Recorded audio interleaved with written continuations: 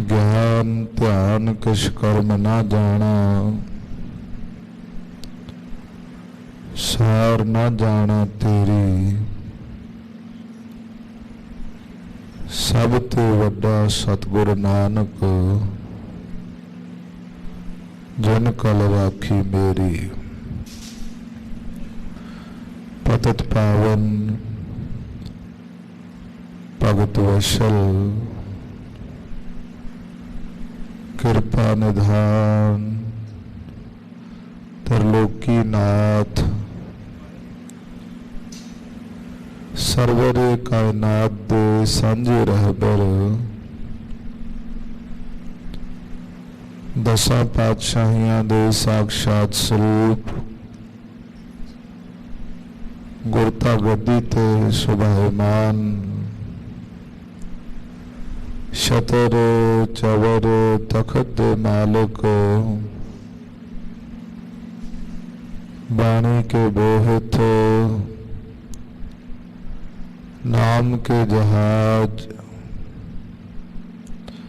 शब्दा अवतार,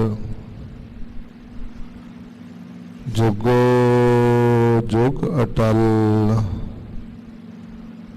धन धन धन धन धन साहिब श्री गुरु ग्रंथ साहब महाराज। साहब गरीब नवाज पातशाह जी की पावन पवित्र निगी गोद,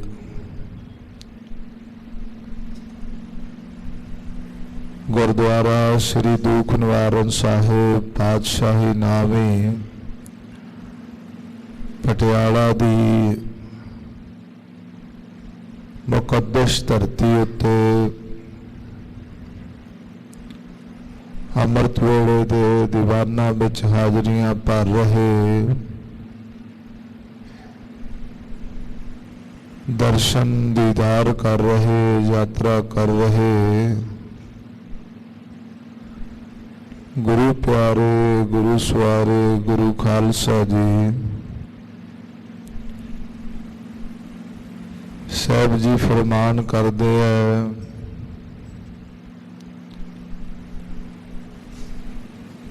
क्या हंस क्या बगला,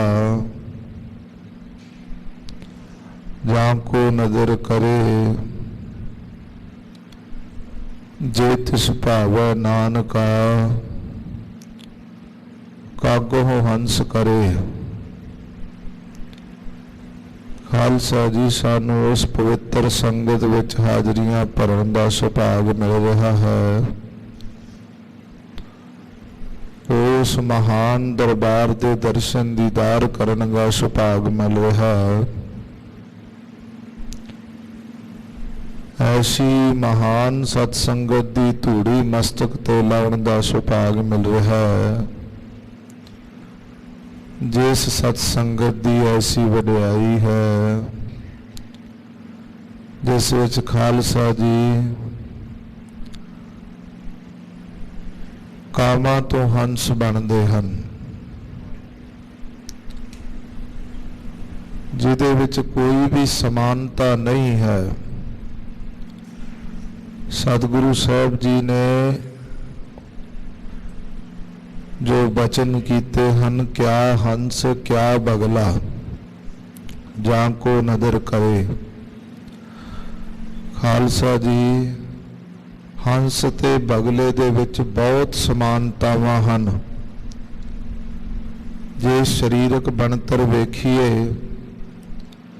ते जिस तरह की शरीर की बनतर हंस की हुंदी है, वैसी ही बनतर बगले की भी हुंदी है। जे दोनों के निवास स्थान ते वेखीए, हंस भी सरोवर के कंढे ही रहिंदा है ते बगला भी पानी दे विच सरोवरां दे कंढे ही मिलदा है।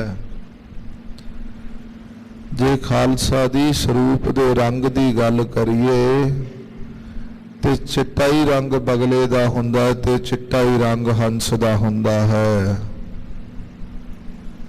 कई बार पूर्ण पहचान ना होण ते ਕਈ ਲੋਕ ਬਗਲੇ ਨੂੰ ਵੀ ਹੰਸ ਕਹਿ ਦਿੰਦੇ ਹੈ। ਉਹਦਾ ਕਾਰਨ ਹੈ ਕਿ ਦੋਵਾਂ ਵਿੱਚ ਸਮਾਨਤਾਵਾਂ ਹਨ। ਸਮਾਨਤਾਵਾਂ ਕਰਕੇ ਭਰਮ ਪੈ ਜਾਂਦਾ ਹੈ। ਪਰ ਖਾਲਸਾ ਜੀ, ਜਿੱਥੇ ਕੋਈ ਸਮਾਨਤਾ ਹੀ ਨਾ ਹੋਵੇ ਉੱਥੇ ਉਹਦੇ ਵਿੱਚ ਤਬਦੀਲ ਕਰਨਾ ਬਹੁਤ ਔਖਾ ਹੁੰਦਾ ਹੈ। ਕੋਈ ਕਾਂ ਬੈਠਾ ਹੋਵੇ, ਨਾ ਪਾਣੀ ਤੇ ਕਾਂ ਬੈਠਦਾ ਹੈ, ਨਾ ਖਾਲਸਾ ਜੀ ਕਾਂ ਦੀ ਸਰੀਰਕ ਬਣਤਰ ਜੋ ਹੰਸ ਵਰਗੀ ਜਾਂ ਬਗਲੇ ਵਰਗੀ ਹੈ, ਨਾ ਹੀ ਰੰਗ ਦੇ ਤੌਰ ਤੇ ਹੰਸ ਤੇ ਕਾਂ ਦੇ ਵਿੱਚ ਕੋਈ ਸਮਾਨਤਾ ਹੈ। ਕਾਂ ਬਿਲਕੁਲ ਕਾਲੇ ਰੰਗ ਦਾ ਹੁੰਦਾ ਹੈ ਤੇ ਹੰਸ ਬਿਲਕੁਲ ਸਫੇਦ ਰੰਗ ਦੇ ਹੁੰਦੇ ਹੈ। ਪਰ ਖਾਲਸਾ ਜੀ, ਗੁਰੂ ਨਾਨਕ ਦੇ ਘਰ ਦੀ ਇਹ ਵਡਿਆਈ ਹੈ, ਇਹ ਮਹਿਮਾ ਹੈ, ਇਹ ਸਤ ਸੰਗਤ ਦੀ ਮਹਿਮਾ ਹੈ। ਕਿਆ ਹੰਸ ਕਿਆ ਬਗਲਾ ਜਾਂ ਕੋ ਨਦਰ ਕਰੇ, ਜੇ ਤਿਸ ਭਾਵੈ ਨਾਨਕਾ ਕਾਗੋ ਹੰਸ ਕਰੇ। ਇਸ ਸਤ ਸੰਗਤ ਦੀ, ਇਸ ਦਰਬਾਰ ਦੀ, ਐਸੇ ਸਤਿਗੁਰਾਂ ਦੀ ਸਭ ਤੋਂ ਉੱਤਮ ਵਡਿਆਈ ਹੈ ਖਾਲਸਾ ਜੀ। ਜਿਨ ਮਾਨਸ ਤੇ ਦੇਵਤੇ ਕੀਏ, ਕਰਤ ਨਾ ਲਾਗੀ ਵਾਰ। ਇਹ ਮਹਾਨ ਮਹਿਮਾ ਸਤਿਗੁਰਾਂ ਦੇ ਦਰਬਾਰ ਦੀ ਹੈ। ਭਾਵੇਂ ਕਾਵਾਂ ਵਰਗੇ ਕਾਲੇ ਲੇਖ ਲਿਖਾ ਕਰਕੇ ਖਾਲਸਾ ਜੀ ਆਪਾਂ ਇਸ ਸੰਸਾਰ ਵਿੱਚ ਆਏ ਹੋਈਏ, ਪਰ ਜੇ ਕਿਤੇ ਸੰਗਤ ਦੀ ਧੂੜੀ ਮਸਤਕ ਨੂੰ ਲੱਗ ਜਾਵੇ ਖਾਲਸਾ ਜੀ, ਉਹ ਕਾਲੇ ਲੇਖ ਹੰਸਾਂ ਵਾਂਗ ਚਿੱਟੇ ਹੋ ਜਾਂਦੇ ਆ। ਸਾਡੇ ਸਭਨਾਂ ਦੇ ਅਤਿਅੰਤ ਵੱਡੇ ਭਾਗ ਹਨ, ਸਾਨੂੰ ਐਸੀ ਮਹਾਨ ਸਤ ਸੰਗਤ ਪ੍ਰਾਪਤ ਹੋਈ ਹੈ। ਗੁਰੂ ਖਾਲਸਾ ਜੀ, ਸਤਿਗੁਰੂ ਜੀ ਬਾਣੀ ਵਿੱਚ ਫਰਮਾਨ ਕਰਦੇ ਆ, ਜਿਨ ਹਰ ਜਨ ਸਤਿਗੁਰ ਸੰਗਤ ਪਾਈ, ਤਿਨ ਧੁਰ ਮਸਤਕ ਲਿਖਿਆ ਲਿਖਾਸ। ਜਿਨ੍ਹਾਂ ਗੁਰੂ ਕੇ ਪਿਆਰਿਆਂ ਨੂੰ ਇਹ ਸਤ ਸੰਗਤ ਦੀ ਘੜੀਆਂ ਦਾ ਸੁਭਾਗ ਪ੍ਰਾਪਤ ਹੋਇਆ, ਦਰਸ਼ਨ ਕਰਨ ਦਾ, ਪਾਵਨ ਬਚਨ ਸਰਵਣ ਕਰਨ ਦਾ, ਗੁਰਬਾਣੀ ਦੇ ਨਾਲ ਜੁੜਨ ਦਾ, ਸਤ ਸੰਗਤ ਵਿੱਚ ਬੈਠਣ ਦਾ, ਜਿਨ੍ਹਾਂ ਗੁਰਮੁਖ ਰੂਹਾਂ ਨੂੰ ਇਹ ਸਤ ਸੰਗਤ ਦਾ ਸੁਭਾਗ ਮਿਲਿਆ ਹੈ ਨਾ, ਗੁਰੂ ਸਾਹਿਬ ਦਾ ਸ਼ੁਕਰ ਕਰਿਆ ਕਰੀਏ। ਕਿਉਂਕਿ ਖਾਲਸਾ ਜੀ, ਅਸੀਂ ਆਪਣੇ ਜੋਰ ਦੇ ਨਾਲ ਨਹੀਂ ਆਏ ਹਾਂ, ਅਸੀਂ ਆਪਣੀ ਬੁੱਧੀ ਦੇ ਨਾਲ ਜਾਂ ਆਪਣੇ ਗਿਆਨ ਦੇ ਨਾਲ, ਅਸੀਂ ਆਪਣੀ ਚਤੁਰਾਈ ਦੇ ਨਾਲ ਨਹੀਂ ਪਹੁੰਚੇ ਹਾਂ। ਮਹਾਰਾਜ ਕਹਿੰਦੇ, ਤਿੰਨ ਧੁਰ ਮਸਤਕ ਲਿਖਿਆ ਲਿਖਾ। ਸਾਨੂੰ ਲੈ ਕੇ ਆਉਣ ਵਾਸਤੇ ਗੁਰੂ ਸਾਹਿਬ ਨੇ ਪਹਿਲਾਂ ਹੀ ਲਿਖ ਕੇ ਭੇਜਿਆ। ਤੇਰੇ ਜੀਵਨ ਦੀਆਂ ਇੰਨੀਆਂ ਘੜੀਆਂ, ਇੰਨੇ ਸਵਾਸ, ਇੰਨੇ ਪਲ ਤੂੰ ਸਤ ਸੰਗਤ ਵਿੱਚ ਬਿਤਾਏਂਗਾ, ਇਹ ਅਸੀਂ ਪਹਿਲਾਂ ਲਿਖਾ ਕੇ ਆਏ ਆ। ਧੁਰ ਕਰਮ ਜਿਨ੍ਹਾਂ ਕੋ ਤੁਧ ਪਾਇਆ, ਤਾਂ ਤਿਨੀ ਖਸਮ ਧਿਆਇਆ। ਇਹਨਾਂ ਜਨਤਾ ਕੈ ਵਸ ਕਿਛ ਨਹੀਂ, ਤੁਧ ਵੇਖੀ ਜਗਤ ਪਾਇਆ। ਇਕਨਾਂ ਨੂੰ ਤੂੰ ਮੇਲ ਲੈ, ਇੱਕ ਆਪੋਂ ਤੁਧ ਖਵਾਇਆ। ਇਕਨਾਂ ਨੂੰ ਪਰਮੇਸ਼ਰ ਆਪ ਬੁਲਾ ਕੇ ਲੈਂਦੇ ਆ, ਆਪ ਆਪਣੇ ਚਰਨਾਂ ਵਿੱਚ ਬਿਠਾਉਂਦੇ ਆ, ਉਹਨਾਂ ਨੂੰ ਲਿਖ ਕੇ ਭੇਜਦੇ ਆ। ਇਕਨਾਂ ਨੂੰ ਖਾਲਸਾ ਜੀ ਸੰਗਤ ਵਿੱਚ ਬੈਠਿਆਂ ਨੂੰ ਐਸੀ ਬਿਰਤੀ ਬਣ ਜਾਂਦੀ ਹੈ, ਸਰੀਰ ਇੱਥੇ ਹੈ, ਮਨ ਬਾਹਰ ਤੁਰਿਆ ਫਿਰਦਾ, ਹਾਜ਼ਰ ਹੀ ਨਹੀਂ ਹੁੰਦਾ। ਸ਼ੁਕਰ ਕਰਿਆ ਕਰੀਏ ਸੱਚੇ ਪਾਤਸ਼ਾਹ ਦਾ, ਗਰੀਬ ਨਵਾਜ਼ ਦਾ, ਕਿ ਆਪ ਜੀ ਨੇ ਮਹਾਰਾਜ ਤਰਸ ਕਰਕੇ ਸਾਨੂੰ ਇਸ ਪਵਿੱਤਰ ਸੰਗਤ ਵਿੱਚ ਬਖਸ਼ਿਆ ਹੈ, ਸਮਾਂ ਬਖਸ਼ਿਆ।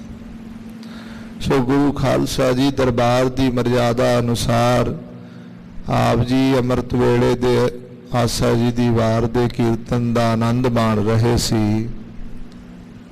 ਹੁਣ ਸਮਾਂ ਬਣਿਆ ਹੈ ਜੋ ਸਤਿਗੁਰੂ ਗਰੀਬ ਨਵਾਜ ਪਾਤਸ਼ਾਹ ਜੀ ਨੇ ਆਪਣੇ ਪਾਵਨ ਸ੍ਰੀ ਮੁਖਵਾਕ ਸ੍ਰੀ ਕੰਠ ਤੋਂ ਬਖਸ਼ੇ ਹਨ। ਸੋ ਗੁਰੂ ਖਾਲਸਾ ਜੀ ਆਪਣੀਆਂ ਬਿਰਤੀਆਂ ਨੂੰ ਇਕਾਗਰ ਕਰਕੇ ਸਾਹਿਬ ਜੀ ਨੂੰ ਅਰਦਾਸ ਬੇਨਤੀ ਮਨ ਬਿਰਤੀ ਕਰਕੇ ਕਰੀਏ। ਗਰੀਬ ਨਵਾਜ ਆਪ ਜੀ ਤਰਸ ਕਰਕੇ ਰਹਿਮਤ ਕਰਕੇ ਇਸ ਸਤ ਸੰਗਤ ਦੇ ਮਹਾਰਸ ਨੂੰ, ਬਾਣੀ ਗੁਰੂ, ਗੁਰੂ ਹੈ ਬਾਣੀ, ਵਿੱਚ ਬਾਣੀ ਅੰਮ੍ਰਿਤ ਸਾਰੇ। ਮਹਾਰਾਜ ਉਹ ਜੋ ਗੁਰਬਾਣੀ ਦੇ ਵਿੱਚ ਸੰਪੂਰਨ ਹੀ ਅੰਮ੍ਰਿਤ ਭਰਿਆ ਹੋਇਆ ਹੈ, ਉਸ ਅੰਮ੍ਰਿਤ ਦੀਆਂ ਜੋ ਚੂੜੀਆਂ ਹਨ ਉਹ ਛਕ ਕੇ ਸਾਡੀ ਆਤਮਾ ਪਵਿੱਤਰ ਹੋ ਜਾਵੇ। ਸਾਡੀ ਹਿਰਦੇ ਦੀ ਤਾਂਘ ਜੋ ਹੈ ਉਹਦੇ ਵਿੱਚ ਮਹਾਰਾਜ ਤੁਹਾਡੇ ਦੀਦਾਰਾਂ ਦੀ, ਤੁਹਾਡੇ ਦਰਸ਼ਨਾਂ ਦੀ ਜੋ ਪ੍ਰਬਲਤਾ ਹੈ ਉਹ ਵੱਧ ਜਾਵੇ। ਐਸੀ ਕਿਰਪਾ ਕਰੋ ਸਤਿਗੁਰੂ ਜੀ। ਉਸ ਬਾਣੀ ਦੇ ਪਵਿੱਤਰ ਉਪਦੇਸ਼ ਨੂੰ ਸਰਵਣ ਕਰਨ ਦੀ ਸਮਰੱਥਾ ਬਖਸ਼ੋ। ਆਪ ਜੀ ਦੇ ਚਰਨਾਂ ਵਿੱਚ ਬੈਠ ਕਰਕੇ ਇਕਾਗਰਤਾ ਹੋ ਕਰਕੇ ਉਸ ਬਾਣੀ ਨੂੰ ਸਰਵਣ ਕਰ ਸਕੀਏ। ਸੋ ਗੁਰੂ ਖਾਲਸਾ ਜੀ ਸਾਰੀਆਂ ਹੀ ਸੰਗਤਾਂ ਦੇ ਚਰਨਾਂ ਵਿੱਚ ਬੇਨਤੀ ਹੈ ਕਿ ਦੋਵੇਂ ਹੱਥ ਜੋੜ ਕਰਕੇ ਰਸਨਾ ਨੂੰ ਪਵਿੱਤਰ ਕਰੋ। ਕੋਈ ਵੀ ਰਸਨਾ ਵਾਂਝੀ ਨਾ ਰਹੇ। ਗੱਜ ਕੇ ਆਖੋ ਸਤਨਾਮ ਸ੍ਰੀ ਵਾਹਿਗੁਰੂ ਸਾਹਿਬ ਜੀ। ਸਤਨਾਮ ਸ੍ਰੀ ਵਾਹਿਗੁਰੂ ਸਾਹਿਬ ਜੀ। ਸ਼ਲੋਕ ਮਹੱਲਾ ਤੀਜਾ।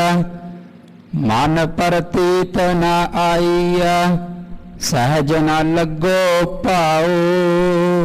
ਸ਼ਲੋਕ ਮਹੱਲਾ ਤੀਜਾ। ਸਤਿਗੁਰੂ ਧੰਨ ਗੁਰੂ ਅਮਰਦਾਸ ਸਤਿਗੁਰੂ ਪਾਤਸ਼ਾਹ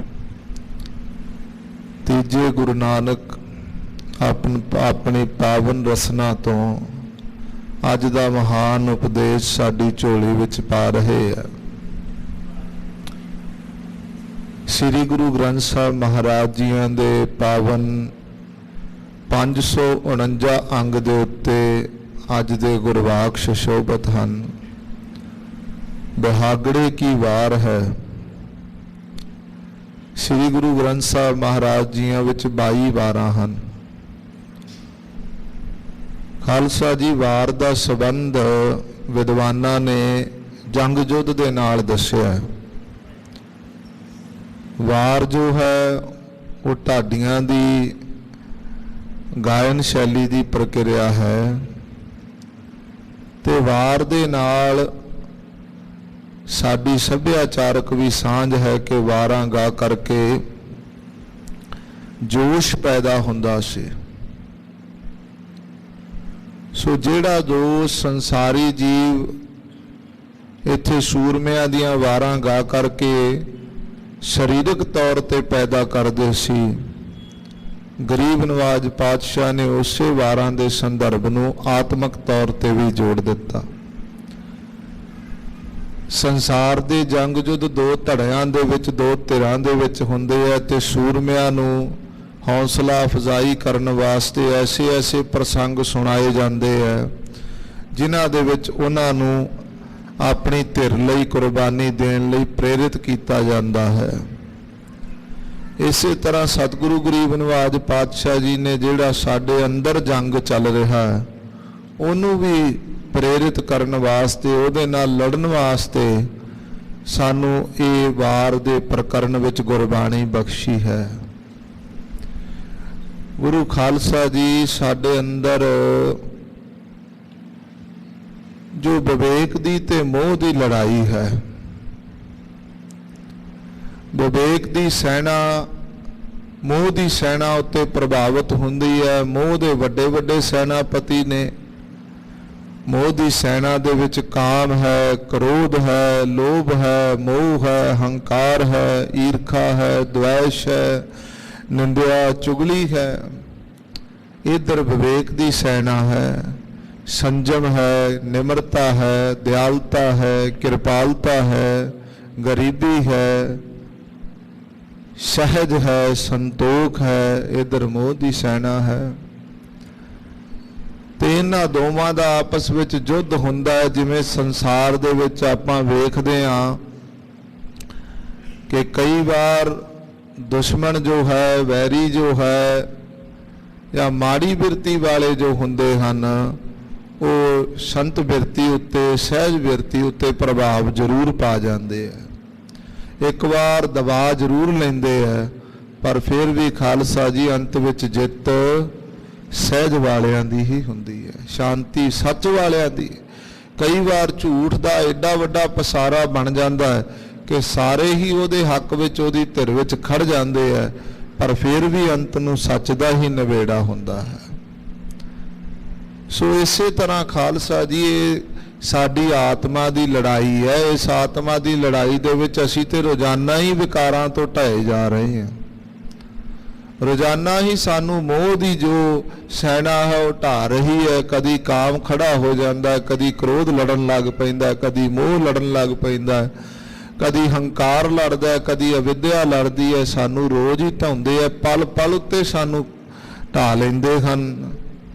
ਪਰ ਖਾਲਸਾ ਜੀ, ਜਿੰਨਾ ਮਰਜ਼ੀ ਇਹਨਾਂ ਵਿਕਾਰਾਂ ਦਾ ਪ੍ਰਭਾਵ ਸਾਡੇ ਉੱਤੇ ਵੱਧ ਜਾਵੇ, ਸਾਨੂੰ ਇਹ ਨਿਸ਼ਚਾ ਕਰਨਾ ਚਾਹੀਦਾ ਹੈ ਕਿ ਅੰਤ ਨੂੰ ਜਿੱਤ ਜਿਹੜੀ ਹੈ, ਅੰਤ ਨੂੰ ਫਤਿਹ ਜਿਹੜੀ ਹੈ, ਅੰਤ ਨੂੰ ਖੁਸ਼ੀਆਂ ਜਿਹੜੀਆਂ ਨੇ ਉਹ ਵਿਵੇਕ ਦੀ ਝੋਲੀ ਵਿੱਚ ਪੈਂਦੀਆਂ ਹਨ।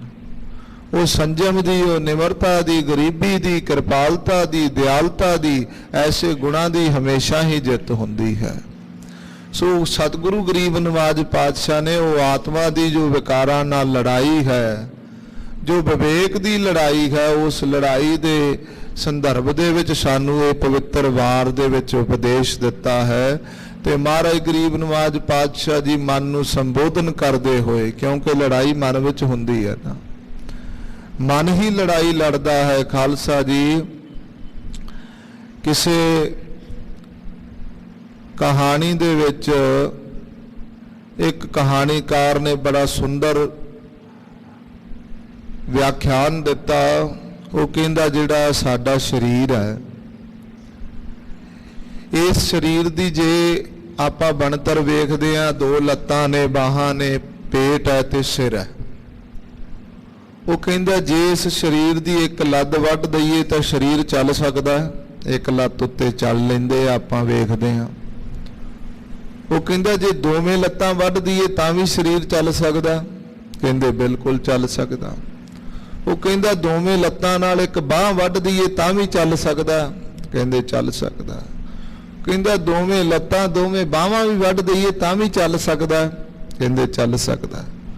ਉਹ ਕਹਿੰਦਾ ਦੋਵੇਂ ਲੱਤਾਂ ਦੋਵੇਂ ਬਾਹਾਂ ਸਲਾਮਤ ਰਹਿਣ ਦਈਏ, ਜੇ ਕੱਲਾ ਸਿਰ ਵੱਢ ਦਈਏ ਤੇ ਇਹ ਸਭ ਕੁਝ ਚੱਲ ਸਕਦਾ? ਜੇ ਸਾਰੇ ਅੰਗ ਆਪਾਂ ਸਲਾਮਤ ਰਹਿਣ ਦਈਏ, ਸਾਰਾ ਸਰੀਰ ਧੜ ਸਲਾਮਤ ਰਹਿਣ ਦਈਏ, ਕੱਲਾ ਸਿਰ ਵੱਢ ਦਈਏ, ਚੱਲ ਸਕਦਾ ਹੈ ਜਦ ਕਿ ਸਭ ਕੁਝ ਸਲਾਮਤ ਹੈ? ਕਹਿੰਦੇ ਨਹੀਂ। ਉਹ ਕਹਿੰਦੇ ਇਸੇ ਕਰਕੇ ਜਿਹੜਾ ਸਿਰ ਹੈ ਉਹਦੇ ਵਿੱਚ ਪਰਮੇਸ਼ਰ ਨੇ ਮੱਤ ਪਾਈ ਹੈ, ਕਿਉਂਕਿ ਇਸ ਸਿਰ ਦੀ ਜੋ ਅੰਦਰ ਮੱਤ ਹੈ ਨਾ, ਉਸ ਮੱਤ ਨੇ ਇਸ ਸਰੀਰ ਨੂੰ ਉਧਰਲੇ ਪਾਸੇ ਪ੍ਰੇਰਿਤ ਕਰਨਾ ਹੈ। ਸੋ ਇਸ ਮੱਤ ਦੇ ਵਿੱਚ ਖਾਲਸਾ ਜੀ ਜੇ ਵਿਕਾਰ ਪੈਦਾ ਹੋ ਜਾਂਦੇ ਆ ਤੇ ਉਹ ਸਾਰੇ ਸਰੀਰ ਨੂੰ ਉਧਰਲੇ ਪਾਸੇ ਲੈ ਜਾਂਦੇ ਹਨ। ਸੋ ਇਸ ਮੱਤ ਨੂੰ ਚਲਾਉਣ ਵਾਲਾ ਖਾਲਸਾ ਜੀ ਮਨ ਹੈ। ਇਹ ਸਿਰ ਨੂੰ ਪ੍ਰੇਰਿਤ ਕਰਨ ਵਾਲਾ, ਆਪਾਂ ਕੋਈ ਮਾੜਾ ਕਰਮ ਕਰਦੇ ਆ, ਅੰਦਰੋਂ ਆਵਾਜ਼ ਆਉਂਦੀ ਹੈ, ਇੱਕ ਵਾਰ ਜ਼ਰੂਰ ਆਉਂਦੀ ਹੈ ਕਿ ਇਹ ਮਾੜਾ ਕਰਮ ਹੈ, ਨਾ ਕਰ। ਉਹ ਕੌਣ ਕਹਿੰਦਾ? ਉਹ ਬੁੱਧੀ ਨੂੰ ਸੰਕੇਤ ਕੌਣ ਕਰਦਾ ਹੈ? ਉਹ ਖਾਲਸਾ ਜੀ ਜਿਹੜੇ ਅੰਦਰ ਮਨ ਦੇ ਵਿੱਚ ਵਿਚਾਰ ਨੇ ਉਹ ਚੱਲਦੇ ਆ, ਉਹ ਦੱਸਦੇ ਆ ਵੀ ਇਹ ਮਾੜਾ ਕਰਮ ਹੈ, ਇਹਦੇ ਵਿੱਚ ਨਾ ਜਾ। ਸੋ ਸਤਿਗੁਰੂ ਗੁਰੂ ਅਮਰਦਾਸ ਮਹਾਰਾਜ ਸਾਹਿਬ ਜੀ ਉਸੇ ਮਨ ਨੂੰ ਸੰਬੋਧਨ ਕਰਕੇ ਸਾਨੂੰ ਸਿੱਖਿਆ ਦਿੰਦੇ ਆ ਵੀ ਇਸ ਮਨ ਦੀ ਜੋ ਪ੍ਰਤੀਤ ਹੈ ਨਾ ਉਹ ਕਿਸ ਤਰ੍ਹਾਂ ਦੀ ਹੋਣੀ ਚਾਹੀਦੀ। ਮਹਾਰਾਜ ਕਹਿੰਦੇ ਮਨ ਪ੍ਰਤੀਤ ਨਾ ਆਈਆ। ਪੜਿਓ ਪੰਕਤੀ ਇੱਕ ਵਾਰੀ। ਮਨ ਪ੍ਰਤੀਤ ਨ ਆਈਆ, ਸਹਿਜ ਨ ਲੱਗੋ ਭਾਉ।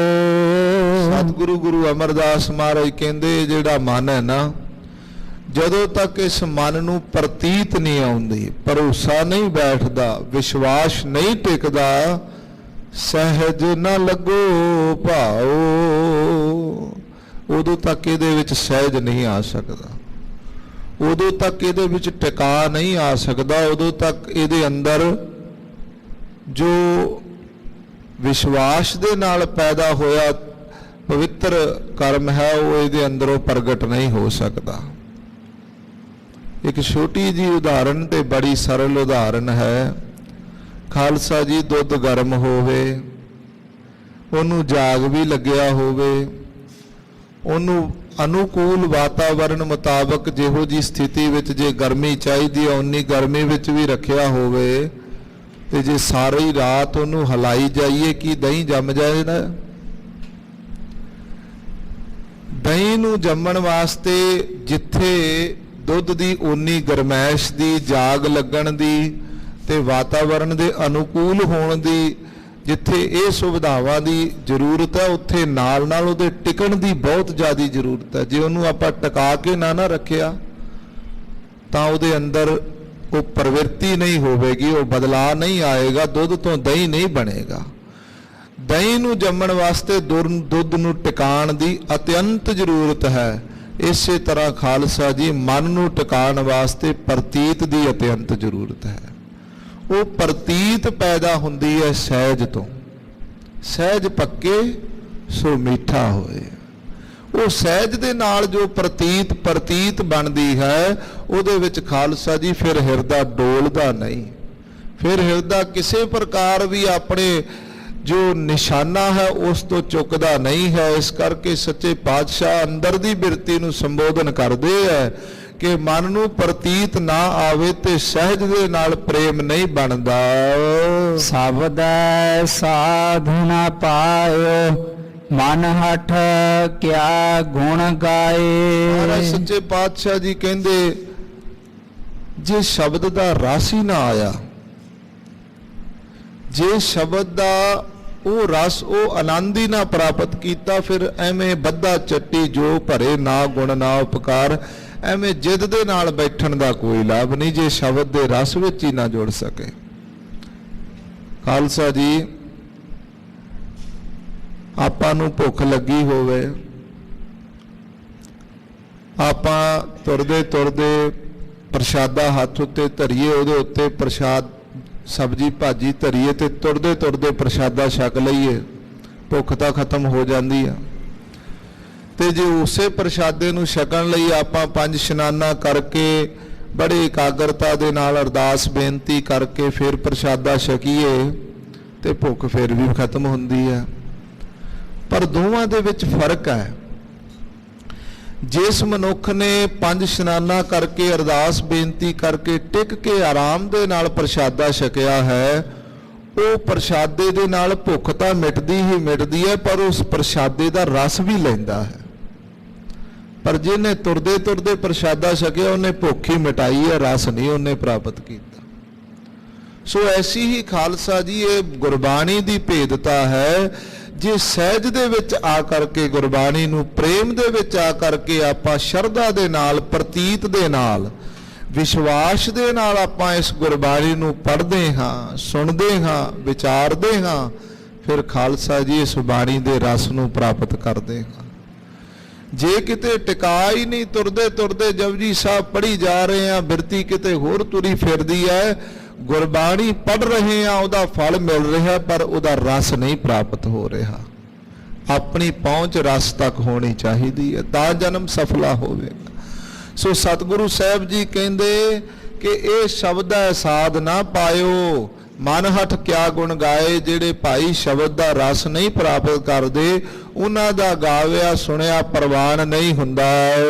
ਨਾਨਕ ਆਇਆ ਸੋ ਪ੍ਰਵਾਨ ਹੈ ਜੇ ਗੁਰਮੁਖ ਸੱਚ ਸਮਾਏ। ਗੁਰੂ ਗਰੀਬ ਨਵਾਜ ਪਾਤਸ਼ਾਹ ਜੀ ਕਹਿੰਦੇ ਉਹੋ ਹੀ ਆਇਆ ਪ੍ਰਵਾਨ ਹੁੰਦਾ ਹੈ, ਉਹੋ ਹੀ ਸਰੀਰ ਕਰਕੇ ਤਨ ਕਰਕੇ ਆਇਆ ਇਸ ਸੰਸਾਰ ਉੱਤੇ ਪ੍ਰਵਾਨ ਹੈ ਜੇ ਸੱਚ ਸਮਾਏ, ਜੇ ਗੁਰਮੁਖ ਸੱਚ ਸਮਾਏ। ਜਿਹੜਾ ਭਾਈ ਗੁਰੂ ਦੇ ਨਾਲ ਮੁਖ ਜੋੜ ਕੇ ਗੁਰੂ ਦੇ ਵਿੱਚ ਹੀ ਅਭੇਦ ਹੋ ਜਾਂਦਾ ਹੈ। ਗੁਰਮੁਖ ਸੱਚ ਸਮਾਏ, ਐਸੇ ਗੁਰਮੁਖ ਪਿਆਰਿਆਂ ਦਾ ਆਇਆ ਪ੍ਰਵਾਨ ਹੈ। ਤੇ ਜਿਹੜੇ ਐਸੇ ਰਸ ਨੂੰ, ਐਸੇ ਤੱਤ ਨੂੰ ਉਸ ਸ਼ਬਦ ਦੇ ਵਿੱਚ ਅਭੇਦ ਨਹੀਂ ਹੁੰਦੇ, ਉਹਨਾਂ ਬਾਰੇ ਵੀ ਮਹਾਰਾਜ ਸਾਹਿਬ ਦੀ ਬਾਣੀ ਦਾ ਫਰਮਾਨ ਹੈ, ਜਿਉਂ ਆਵੈ ਤਿਉਂ ਜਾਹੇ ਬਾਉਰੇ, ਜਿਉਂ ਜਨਮੇ ਤਿਉਂ ਮਰਨ ਭਇਆ। ਜਿਵੇਂ ਆਇਆ ਉਵੇਂ ਹੀ ਚਲਾ ਗਿਆ, ਜਿਵੇਂ ਜੰਮਿਆ ਸੀ ਉਵੇਂ ਹੀ ਮਰ ਗਿਆ। ਫਿਰ ਇਹ ਸਫ਼ਰ ਕਰਨ ਦੇ ਵਿੱਚ ਸਾਨੂੰ ਪ੍ਰਾਪਤੀ ਕੀ ਹੋਈ? ਇਹ ਜਨਮ ਤਾਂ ਸਾਨੂੰ ਮਿਲਿਆ ਸੀ, ਭਈ ਪ੍ਰਾਪਤ ਮਾਨੁਖ ਦੇ ਹੁਰੀਆ, ਗੋਬਿੰਦ ਮਿਲਣ ਕੀਏ ਤੇਰੀ ਪਰੀ। ਮਹਾਰਾਜ ਸਾਹਿਬ ਨੇ ਤੇ ਇੰਨਾ ਸਪਸ਼ਟ ਕਹਿ ਦਿੱਤਾ, ਅਵਰ ਕਾਜ ਤੇਰਾ ਕਿਤੇ ਨਾ ਕਾਮ। ਜਿੰਨੇ ਮਰਜ਼ੀ ਕੰਮ ਕਰ ਲੋ, ਇਸ ਤੋਂ ਵੱਧ ਸਪਸ਼ਟ ਕੀ ਕਿਹਾ ਜਾ ਸਕਦਾ ਖਾਲਸਾ ਜੀ? ਇਸ ਤੋਂ ਵੱਧ ਸਰਲ ਰੂਪ ਦੇ ਵਿੱਚ ਕਿੱਦਾਂ ਦੱਸਿਆ ਜਾ ਸਕਦਾ? ਜਿਸ ਗੱਲ ਦੀ ਗਵਾਹੀ ਗੁਰੂ ਸਾਹਿਬ ਪਾ ਰਹੇ ਹੈ ਕਿ ਅਵਰ ਕਾਜ ਤੇਰਾ ਕਿਤੇ ਨਾ ਕਾਮ।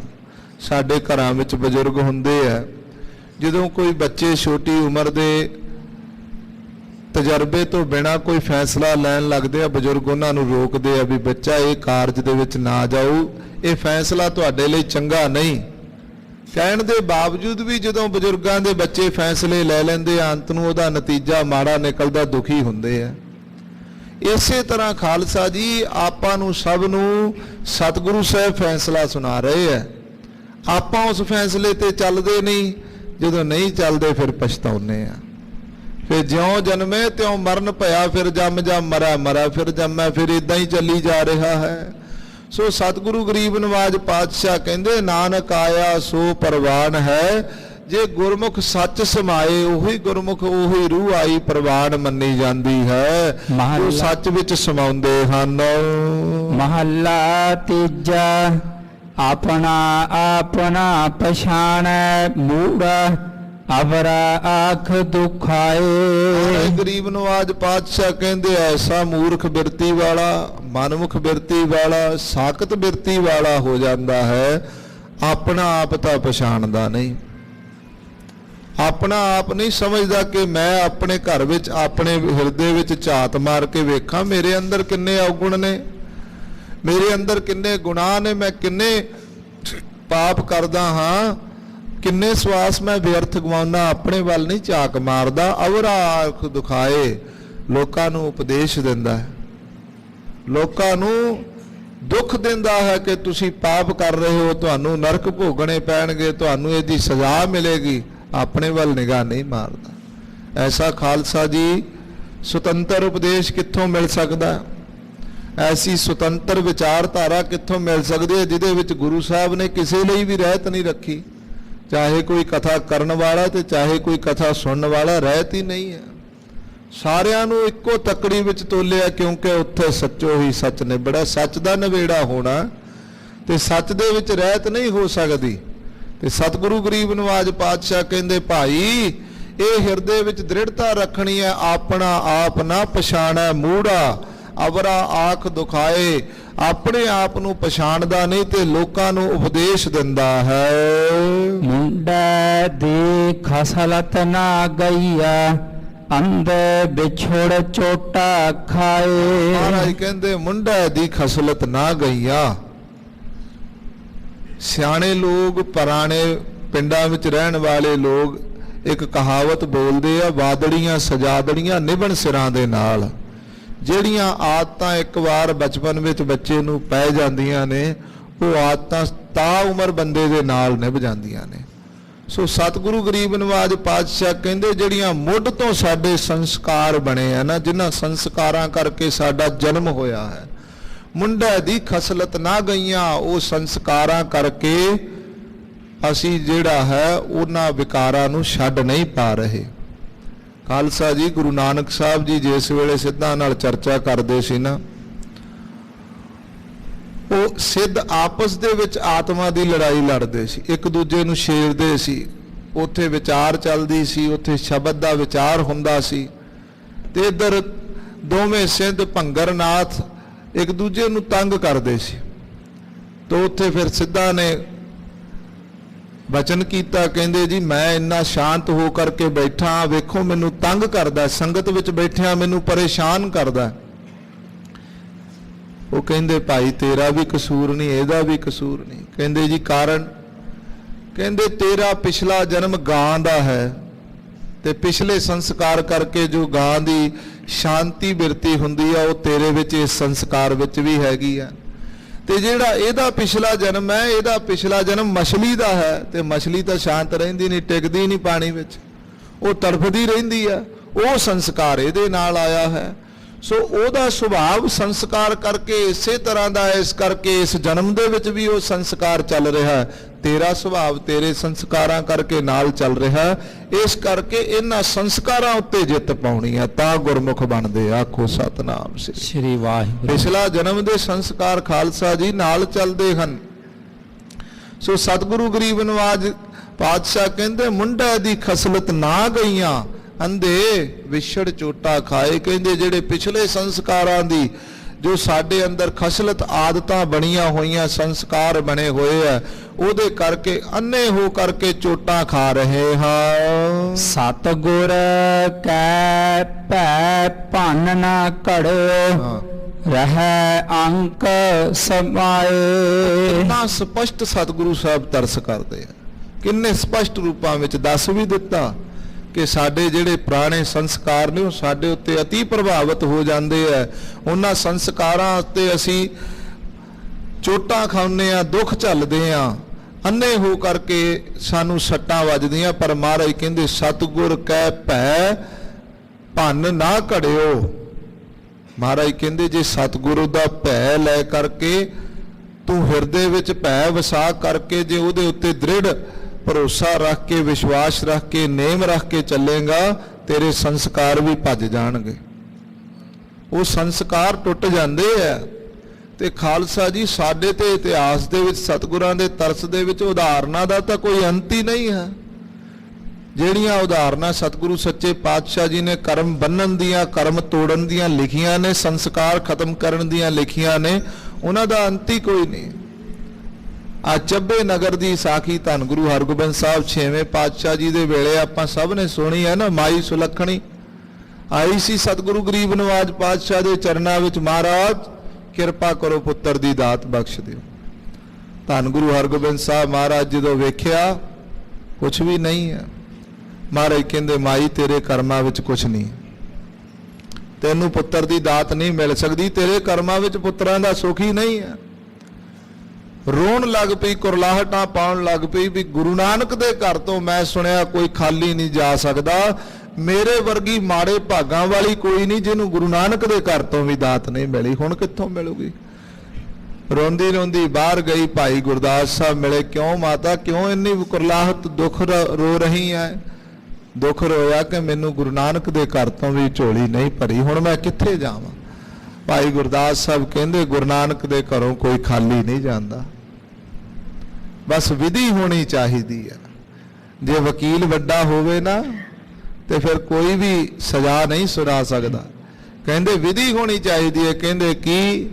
ਕਹਿੰਦੇ ਜਾ ਕੇ ਮਹਾਰਾਜ ਸਾਹਿਬ ਨੂੰ ਕਹੇ ਸੱਚੇ ਪਾਤਸ਼ਾਹ ਉੱਥੇ ਵੀ ਲਿਖਣ ਵਾਲੇ ਤੁਸੀਂ ਹੋ, ਇੱਥੇ ਵੀ ਲਿਖਣ ਵਾਲੇ ਤੁਸੀਂ ਹੋ, ਜੇ ਪਹਿਲਾਂ ਨਹੀਂ ਲਿਖੇ ਤੇ ਹੁਣ ਲਿਖ ਦਿਓ।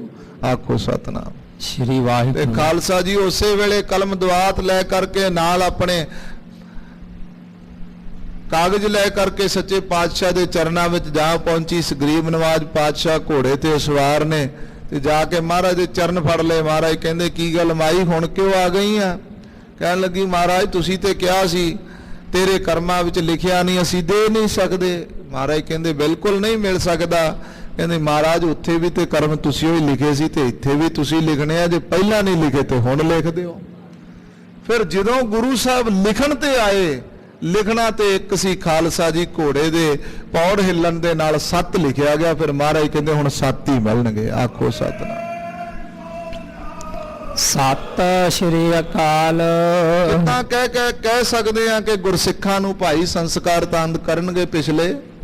ਕਿੱਦਾਂ ਕਹਿ ਸਕਦੇ ਆ ਕਿ ਸਾਡੇ ਸੰਸਕਾਰ ਸਾਡੇ ਉੱਤੇ ਪ੍ਰਭਾਵਿਤ ਹੋਣਗੇ? ਸਾਡੇ ਗੁਰੂ ਦੀ ਤੇ ਕਲਮ ਬਹੁਤ ਵੱਡੀ ਹੈ, ਗੁਰੂ ਦੀ ਤੇ ਮਿਹਰ ਬੜੀ ਵੱਡੀ ਹੈ ਖਾਲਸਾ ਜੀ। ਜਦੋਂ ਇਸ ਮਿਹਰ ਦੀ ਕਲਮ ਚੱਲਦੀ ਹੈ ਨਾ, ਇਹ ਤੇ ਕਈਆਂ ਜਨਮਾਂ ਦੇ ਪਾਪ ਖਤਮ ਕਰ ਦਿੰਦੀ ਹੈ। ਸੋ ਸਤਿਗੁਰੂ ਗਰੀਬ ਨਵਾਜ ਪਾਤਸ਼ਾਹ ਉਸੇ ਲਈ ਸਾਨੂੰ ਸੰਕੇਤ ਕਰਦੇ ਆ, ਸਤਿਗੁਰ ਕੈ ਭੈ ਭੰਨ ਘੜ ਸਵਾਰੇ ਤਾਂਕ ਸਮਾਏ। ਮਹਾਰਾਜ ਕਹਿੰਦੇ ਜੇ ਪਰਮੇਸ਼ਰ ਦੇ ਭੈ ਵਿੱਚ ਉਹਨਾਂ ਸੰਸਕਾਰਾਂ ਨੂੰ ਭੰਨ ਲਵੇ ਤੇ ਉਸ ਦੇ ਚਰਨਾਂ ਵਿੱਚ ਜਾ ਕੇ ਉਹਦੇ ਅੰਗੀਕਾਰ ਹੋ ਜਾਂਦੇ ਹਨ। ਅਨ ਦਿਨ ਸਹਸਾ ਕਦੇ ਨਾ ਚੂਕੈ, ਬਿਨ ਸਬਦੈ ਦੁੱਖ ਪਾਏ। ਗਰੀਬ ਨਵਾਜ ਪਾਤਸ਼ਾਹ ਕਹਿੰਦੇ ਜਿਹੜਾ ਸਹਸਾ ਹੈ ਨਾ, ਇਹ ਦਿਨ ਰਾਤ ਇਸ ਤਰ੍ਹਾਂ ਦੇ ਨਾਲ ਸਾਡੀ ਆਤਮਾ ਨੂੰ ਪ੍ਰੇਰਿਤ ਕਰਦਾ ਹੈ, ਇਸ ਤਰ੍ਹਾਂ ਦੇ ਨਾਲ ਸਾਨੂੰ ਰੱਬ ਨਾਲ ਉਹ ਤੋੜਦਾ ਹੈ ਕਿ ਸਾਡੇ ਅੰਦਰ ਇਹ ਖਤਮ ਨਹੀਂ ਹੁੰਦਾ। ਕੱਲ ਖਾਲਸਾ ਜੀ ਕਥਾ ਵਿੱਚ ਇੱਕ ਪ੍ਰਕਰਨ ਛੋਟਾ ਜਿਹਾ ਲੱਗਦੇ ਪੰਛੀ ਝਾਤ ਆਪਾਂ ਕੀਤੀ ਸੀ। ਅੱਜ ਉਸ ਪ੍ਰਕਰਨ ਨੂੰ ਮੈਂ ਪੂਰਨ ਤੌਰ ਤੇ ਸੰਖੇਪ ਨਾਲ ਦੱਸਦਾ ਹਾਂ। ਵਿਦਵਾਨ ਕਹਿੰਦੇ ਆ ਕਿ ਰੱਬ ਦੇ ਘਰ ਵਿੱਚ ਆਏ 3 ਲੋਕ ਖਾਲੀ ਚਲੇ ਜਾਂਦੇ ਆ। ਰੱਬ ਦਾ ਘਰ ਬਹੁਤ ਵੱਡਾ, ਇੱਥੇ ਕਦੀ ਕੋਈ ਖਾਲੀ ਨਹੀਂ ਜਾਂਦਾ। ਪਰ ਵਿਦਵਾਨਾਂ ਨੇ ਕੁਝ ਬਿਰਤੀਆਂ ਦਸੀਆਂ ਨੇ, ਬਿਰਤੀਆਂ ਕਰਕੇ ਖਾਲੀ ਜਾਂਦੇ ਆ ਲੋਕ। ਉਹਨਾਂ ਬਿਰਤੀਆਂ ਵਿੱਚ ਵਿਦਵਾਨਾਂ ਨੇ ਪਹਿਲੀ ਬਿਰਤੀ ਦਰਸੀ ਹੈ ਸ਼ਰਧਾ ਤੋਂ ਹੀਣੇ। ਜਿਨ੍ਹਾਂ ਹਿਰਦਿਆਂ ਦੇ ਵਿੱਚ ਪਰਮੇਸ਼ਰ ਦੇ ਪ੍ਰਤੀ ਸ਼ਰਧਾ ਹੀ ਨਹੀਂ ਹੈ, ਵਿਸ਼ਵਾਸ ਹੀ ਨਹੀਂ ਹੈ, ਦ੍ਰਿੜਤਾ ਹੀ ਨਹੀਂ ਹੈ, ਉਹ ਆਉਣਗੇ, ਮੱਥਾ ਟੇਕਣਗੇ, ਭੇਟਾ ਰੱਖਣਗੇ, ਸਾਰੀ ਮਰਜ਼ਾਦਾ ਕਰਨਗੇ, ਪਰ ਜਦੋਂ ਉਹਨਾਂ ਦੇ ਅੰਦਰ ਸਹਿਸਾ ਸੰਸ਼ਾ ਹੋ ਜਾਂਦਾ ਨਾ ਵੀ ਇੱਥੇ ਪਤਾ ਨਹੀਂ ਕੰਮ ਹੋਵੇ ਕਿ ਨਾ ਹੋਵੇ, ਉਦੋਂ ਕਹਿੰਦੇ ਉਹ ਖਾਲੀ ਚਲੇ ਜਾਂਦੇ ਆ। ਸ਼ਰਧਾ ਤੋਂ ਹੀਣੇ। ਜਿਹਦੀ ਸ਼ਰਧਾ ਹੀ ਨਹੀਂ ਬਣੀ ਉਹਦੇ ਅੰਦਰ ਕੀ ਖਾਲਸਾ ਜੀ, ਕੀ ਉਹਦੀ ਝੋਲੀ ਵਿੱਚ ਆਵੇਗਾ? ਸ਼ਰਧਾ ਵੇਖਣ ਵਾਲੇ ਨੂੰ। ਦੂਸਰਾ ਵਿਦਵਾਨਾਂ ਨੇ ਬਿਰਤੀ ਦੱਸੀ ਹੈ ਅਗਿਆਨੀ ਪੁਰਸ਼। ਅਗਿਆਨੀ ਦੀ ਕੱਲ ਵੀ ਮੈਂ ਥੋੜੀ ਜੀ ਵਿਆਖਿਆ ਕੀਤੀ ਸੀ, ਅੱਜ ਵੀ ਥੋੜੀ ਜੀ ਕਰ ਦਿੰਨੇ ਆ। ਜਿਹਨੂੰ ਗਿਆਨ ਹੀ ਨਹੀਂ ਹੈ, ਜਿਹਨੂੰ ਇਹ ਪਤਾ ਹੀ ਨਹੀਂ ਹੈ ਕਿ ਮੈਂ ਕਿੱਥੇ ਜਾ ਰਿਹਾ, ਕਿਹਦੇ ਕੋਲ ਜਾ ਰਿਹਾ, ਕੀ ਇੱਥੋਂ ਮੈਨੂੰ ਮਿਲ ਸਕਦਾ ਹੈ, ਕੀ ਇਹਦੀ ਸ਼ਮਤਾ ਹੈ, ਜਿਹਨੂੰ ਗਿਆਨ ਹੀ ਨਹੀਂ ਹੈ। ਇਸੇ ਕਰਕੇ ਕਈ ਲੋਕ ਖਾਲੀ ਚਲੇ ਜਾਂਦੇ ਆ ਜਿਨ੍ਹਾਂ ਨੂੰ ਅਜੇ ਗੁਰੂ ਨਾਨਕ ਦੇ ਘਰ ਦਾ ਊੜਾ ਐੜਾ ਹੀ ਨਹੀਂ ਪਤਾ, ਮੁਹਾਰਨੀ ਹੀ ਨਹੀਂ ਪਤਾ ਕਿ ਇੱਥੇ ਪ੍ਰਾਪਤੀ ਕੀ ਹੋ ਸਕਦੀ ਹੈ, ਖਾਲੀ ਚਲੇ ਜਾਂਦੇ, ਅਗਿਆਨ ਹੈ। तो तीसरी बिरती विद्वाना ने लिखी है खालसा जी संशय बिरती। वो कहते पहलियां दो बिरतियां नूं तां फिर भी किते ना किते थां मिल सकती है। अग्यानी नूं भी कोई ना कोई साधु की संगत हो सकती, जिवें माई सुलखणी नूं हो गई, उन्होंने ज्ञान मिल गया, इन्नी गल च ज्ञान मिल गया भी जे उत्थे महाराज लिखण वाले इत्थे भी लिखण वाले।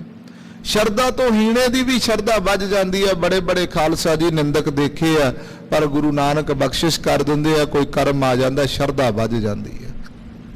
सारा जीवन विकारां विच, पापां विच, नशियां विच बतीत हुंदा, जदों शरदा वजदी है फिर ऐसी वजदी है गुरु नानक दे घर विच प्रवान हो जाते। अखीरली जिहड़ी बिरती है उहदे तों तां गुरु नानक ही बचाउण। संशय बिरती, हर मर्यादा दे उत्ते, हर नेम दे उत्ते, हर सेवा दे उत्ते शंका ही शंका रखना। ये क्यों हो रहा है, ये क्यों किया जा रहा है, ये क्यों करना चाहिए, यदि क्यों लोड़ है। जदों हर गल दे उत्ते तुसी शंका रखोगे फिर याद रखियो गुरु नानक दी खुशी नहीं मिलेगी। जे माता पिता दे घर दे विच हर गल दे उत्ते बच्चे उन्हां दे उत्ते शंका करी जाणगे, प्रश्न करी जाणगे, उहनूं सत करके नहीं मन्नणगे, माता पिता कदे भी अपने बच्चों तो खुश नहीं हुंदा, हालांकि उन्हां दे अपने खून दा वो अंग हुंदे आ। पर शंका एडा माड़ा हुंदा खालसा जी, वो गुरु नालों सिख नूं भावना नूं तोड़ दिंदा है। सो इस करके महाराज सच्चे पातशाह कहंदे अंदर सहसा कदे ना चूकै। ये जिहड़ा सहसा है ना, ये जिहड़ा भरम है, जिहड़ा शंका है भी पता नहीं मेरे कर्म कट्टे जाणगे कि नहीं कट्टे जाणगे, पता नहीं मेरी गरीबी दूर होएगी कि नहीं होएगी, पता नहीं मेरा रोग कट्टिया जाएगा कि नहीं कट्टिया जाए। जिहड़ा ये शंका है ना, ये कभी नहीं खत्म हुंदा। ते सतगुरु गरीब नवाज पातशाह कहंदे बिन शब्द दुख पाए। जदों शब्द का आसरा नहीं लैंदा ते संसा खड़ा रहिंदा, जदों संसा खड़ा रहिंदा फिर दुख पाउंदा है। काम क्रोध लोभ अंतर सबला नित धंधा करत विहाए। कहंदे काम क्रोध लोभ अंतर सबला, सब बल दे सहित है। काम दा भी बड़ा बल है, क्रोध दा भी बल है, लोभ दा भी बल है, लालच भी भजाई फिरदा। इन्हां जदों इन्हां दा बड़ा बल दे सहित जदों ये करदे है ना, धंधा करत विहाए। कहंदे इन्हां दे ये बल अपने धंधियां विच लाई रखदा, परमेश्वर तो दूर रखदा है। चरण कर देखत सुन थके देह मुक्के नेड़े आए। धंधियां दे विच जीवन बतीत हो जाता, विकारां वासनावां दे विच समा सवास घड़ियां बतीत हो जाते हैं। फिर एक दिन समा आ जाता, चरण कर थके देखत सुन थके। चरण चलन नूं थक जाते हैं, कर हथ सेवा करन तो थक जाते हैं, देखदे नैन जिहड़े अखां दी रोशनी मध्यम पै जाती है, ते सुन ਕੰਨ भी सुन सुन के थक जाते हैं। वो निंदिया सुन सुन के थक जाते हैं, फिर उन्हां दे अंदर बाणी दा रस नहीं प्रगटा हुंदा। ਅੱਖਾਂ ਵਿੱਚ ਦਰਸ਼ਨ ਕਰਨ ਦੀ ਤਾਂਘ ਨਹੀਂ ਰਹਿੰਦੀ ਹੈ। ਇਹ ਚਰਨ ਚੱਲ ਕੇ ਗੁਰੂ ਨਾਨਕ ਦੇ ਦਰਬਾਰ ਲਈ ਪ੍ਰੇਰਿਤ ਨਹੀਂ ਕਰਦੇ, ਕਿਉਂਕਿ ਸਾਰਾ ਸਮਾਂ ਤੇ ਵਾਸ਼ਨਾਵਾਂ ਵਿੱਚ ਬਤੀਤ ਕੀਤਾ। ਜਿਹੜਾ ਸਮਾਂ ਭਜਨ ਕਰਨ ਵਾਲਾ ਸੀ ਉਹ ਸਮਾਂ ਤੇ ਵਾਸ਼ਨਾਵਾਂ ਵਿੱਚ ਵਿਕਾਰਾਂ ਵਿੱਚ ਬਤੀਤ ਕਰ ਲਿਆ। ਹੁਣ ਸਭ ਕੁਝ ਥੱਕ ਗਿਆ, ਹੁਣ ਨਹੀਂ ਉਹ ਪ੍ਰੇਰਿਤ ਕਰਦਾ। ਸੋ ਮਹਾਰਾਜ ਕਹਿੰਦੇ ਚਰਨ ਕਰ ਦੇਖਤ ਸੁਣ ਥੱਕੇ ਦੇਹ ਮੁੱਕੇ ਨੇੜਾ ਆਏ। ਹੁਣ ਤੇ ਦਿਨ ਮੁੱਕ ਗਏ ਆ, ਜਦੋਂ ਇਹ ਸਰੀਰ ਢਲਣ ਲੱਗ ਪੈਂਦਾ ਫਿਰ ਦਿਨ ਖਤਮ ਹੋਣ ਲੱਗ ਪੈਂਦੇ ਆ। ਤੋ ਕਹਿੰਦੇ ਉਹ ਸਮਾਂ ਨੇੜੇ ਆਉਣ ਲੱਗ ਪੈਂਦਾ ਹੈ। ਸੱਚਾ ਨਾਮ ਨਾ ਲੱਗੋ ਮਿੱਠਾ, ਜਿਤ ਨਾਮ ਨਵ ਨਿਧ ਪਾਏ। ਮਹਾਰਾਜ ਕਹਿੰਦੇ ਉਦੋਂ ਫਿਰ ਸੱਚਾ ਨਾਮ ਮਿੱਠਾ ਨਹੀਂ ਲੱਗਦਾ, ਉਦੋਂ ਫਿਰ ਪਰਮੇਸ਼ਰ ਦਾ ਨਾਮ ਮਿੱਠਾ ਨਹੀਂ ਲੱਗਦਾ ਜਿਸ ਨਾਮ ਦੇ ਵਿੱਚ 9 ਨਿਧੀਆਂ 18 ਸਿੱਧੀਆਂ ਦੀ ਪ੍ਰਾਪਤੀ ਹੁੰਦੀ ਹੈ। ਜੀਵਤ ਮਰੈ ਮਰੈ ਫੁਨ ਜੀਵੈ, ਤਾਂ ਮੋਖ ਅੰਤਰ ਪਾਏ। ਮਹਾਰਾਜ ਕਹਿੰਦੇ ਫਿਰ ਕਦੀ ਜਿਉਂ ਜੇ ਕਿਤੇ ਅਵਸਥਾ ਬਣ ਜਾਵੇ ਜੀਵਤ ਮਰਨ ਦੀ, ਜਿਉਂਦਿਆਂ ਦੀ ਆਪਣੀ ਹੋਂਦ ਨੂੰ ਮੁਕਾ ਦੇਵੇ ਸਭ ਕੁਝ ਤੂੰ ਹੈ ਮੇਰੇ ਸਾਈਂ, ਤੇਰੀ ਕੁਦਰਤ ਕੋ ਬਲ ਜਾਈ ਜੀਓ। ਜਦੋਂ ਇਹ ਬਿਰਤੀ ਬਣ ਜੇ ਕਬੀਰ, ਤੂੰ ਕਰਤਾ ਤੂੰ ਹੁਆ ਮੁਝ ਮੇ ਰਹਾ ਨਾ ਹੂੰ, ਜਦੋਂ ਇਹ ਬਿਰਤੀ ਬਣ ਜਾਂਦੀ ਹੈ ਫਿਰ ਮਹਾਰਾਜ ਕਹਿੰਦੇ ਜੀਵਤ ਮਰੈ ਫੁਨ ਜੀਵੈ ਤਾਂ ਮੁਖ ਅੰਤਰ ਪਾਏ। ਜਦੋਂ ਜਿਉਂਦਿਆਂ ਜੀ ਮਰ ਜਾਂਦਾ ਫਿਰ ਇਹ ਗੁਰੂ ਨਾਨਕ ਦੇ ਘਰ ਵਿੱਚ ਮੁਖ ਅੰਤਰ ਉਸ ਮੁਕਤੀ ਦੀ ਦਾਤ ਨੂੰ ਪ੍ਰਾਪਤ ਕਰ ਲੈਂਦਾ। ਜਿਉਂਦਿਆਂ ਜੀ ਕਬੀਰ ਸਾਹਿਬ ਨੇ ਭੰਡਾਰਾ ਕੀਤਾ ਨਹੀਂ, ਲੋਕਾਂ ਨੇ ਵਿਰੋਧੀਆਂ ਨੇ ਰੌਲਾ ਪਾ ਦਿੱਤਾ ਕਬੀਰ ਦੇ ਘਰੇ ਭੰਡਾਰਾ ਹੈ, ਸਾਰੇ ਲੋਕ ਇਕੱਠੇ ਹੋ ਕੇ ਆ ਗਏ ਭੰਡਾਰਾ ਛਕਣ ਵਾਸਤੇ। ਕਬੀਰ ਸਾਹਿਬ ਜੰਗਲ 'ਚ ਭੱਜ ਗਏ, ਕਹਿੰਦੇ ਮੇਰੇ ਗਰੀਬ ਕੋਲ ਨਿਮਾਣੇ ਨਿਤਾਣੇ ਕੋਲ ਕੀ ਆ, ਮੈਂ ਕਿੱਥੇ ਭੰਡਾਰਾ ਕਰ ਸਕਦਾ। ਜਦੋਂ ਜੰਗਲ ਵਿੱਚ ਚਲੇ ਗਏ ਮਗਰੋਂ ਪਰਮੇਸ਼ਰ ਕਬੀਰ ਬਣ ਕੇ ਆ ਗਏ, ਸਾਰਾ ਭੰਡਾਰਾ ਕਰ ਗਏ। ਜਦੋਂ ਮੁੜ ਕੇ ਕਬੀਰ ਸਾਹਿਬ ਸੰਧਿਆ ਵੇਲੇ ਵਾਪਸ ਹਨੇਰੇ ਪਿਆ ਘਰ ਨੂੰ ਆਉਣ ਲੱਗੇ ਤੇ ਰਾਹ ਵਿੱਚ ਵੇਖਦੇ ਆ ਵੀ ਜਿਹੜਾ ਵੀ ਜਾ ਰਿਹਾ ਜਿਹੜਾ ਵੀ ਜਾ ਰਿਹਾ ਉਹ ਕਹਿੰਦਾ ਧੰਨ ਕਬੀਰ ਧੰਨ ਕਬੀਰ। ਕਬੀਰ ਸਾਹਿਬ ਕਹਿੰਦੇ ਕਿਉਂ ਕਹਿੰਦੇ ਹੋ ਧੰਨ ਕਬੀਰ? ਕਹਿੰਦੇ ਜਿਹੋ ਜਿਹਾ ਭੰਡਾਰਾ ਅੱਜ ਕਬੀਰ ਨੇ ਛਕਾਇਆ ਹੈ ਨਾ, ਉਹ ਜਿਹਾ ਤਾਂ ਕਹਿੰਦੇ ਕਦੀ ਮਹਾਰਾਜਿਆਂ ਦੇ ਘਰੋਂ ਨਹੀਂ ਛਕਿਆ। ਆਖੋ ਸਤਨਾਮ ਸ੍ਰੀ ਵਾਹਿਗੁਰੂ। ਸੋ ਜਦੋਂ ਜੀਵਤ ਮਰਿਆ, ਜਦੋਂ ਆਪਣੀ ਹੋਂਦ ਮੁਕਾ ਦੇਵੇਂ, ਆਪਣੀ ਹਸਤੀ ਨੂੰ ਖਤਮ ਕਰ ਦੇਵੇਂ, ਪਰਮੇਸ਼ਰ ਦੇ ਘਰ ਪ੍ਰਵਾਨ ਹੈ। ਧੁਰ ਕਰਮ ਨਾ ਪਾਇਓ ਪ੍ਰਾਣੀ, ਵਿਨ ਕਰਮਾ ਕਿਆ ਪਾਏ। ਗਰੀਬ ਨਵਾਜ ਪਾਤਸ਼ਾਹ ਕਹਿੰਦੇ ਜਿਹੜਾ ਧੁਰ ਤੋਂ ਪਰਮੇਸ਼ਰ ਨੇ ਕਰਮ ਲਿਖਿਆ ਜੇ ਉਹ ਨਾ ਮਿਲੇ ਤਾਂ ਫਿਰ ਕਰਮਾਂ ਦੇ ਨਾਲ ਪ੍ਰਾਪਤੀ ਨਹੀਂ ਹੋ ਸਕਦੀ।